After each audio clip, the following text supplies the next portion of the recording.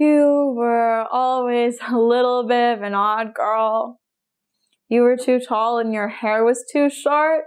You spoke too often and never smiled enough. And when two odd girls meet, well, historically that's called pulp fiction, but people say if they don't see it, it just doesn't exist. So I guess we're more like real fiction.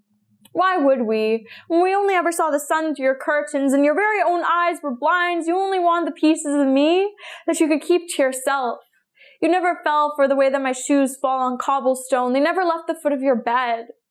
Not the way that I glow in streetlights. You only ever lit candles. I know that you think that's romantic, but candles are for seen in the dark and we just shouldn't have been there. You can make your bed with rose petals.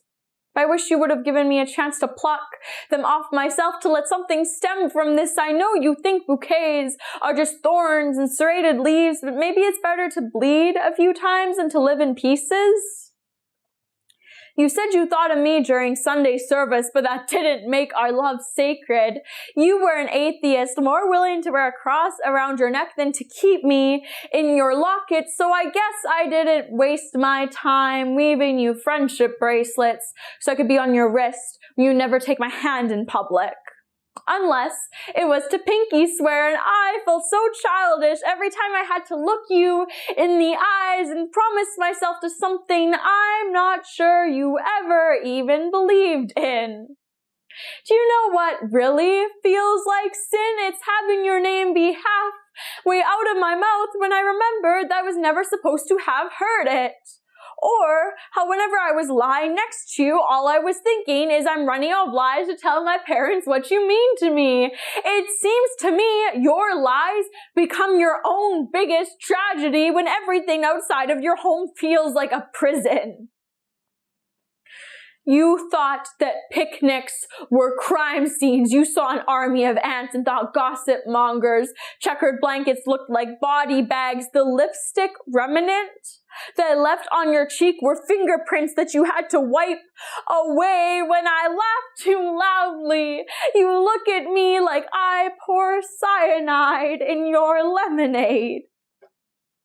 Why would I make you lemonade when you already look at me as if I've gone sour? I spent hours wondering why you thought that beautiful secrets were the same thing as skinny love, when this love isn't skinny, it's starving.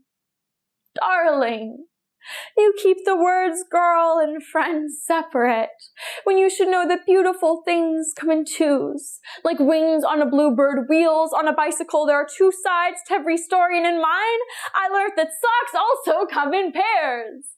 But you always had cold feet. So you probably didn't know if you were ever really cold, if you were ever really scared, I would have let you steal my sweater, except you can't do that if you never leave the closet.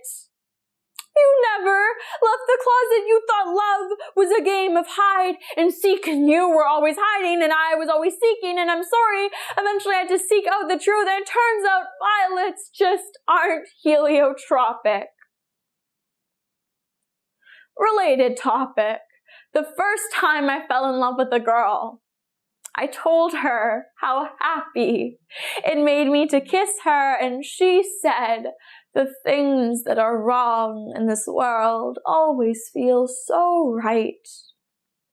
That kept me up for so many nights wondering, am I wrong for loving girls or loving her? I thought I got over it, and then you made me feel wrong for loving you. Hey, I came out. I grew up. Dear odd girl, I am not your twilight lover.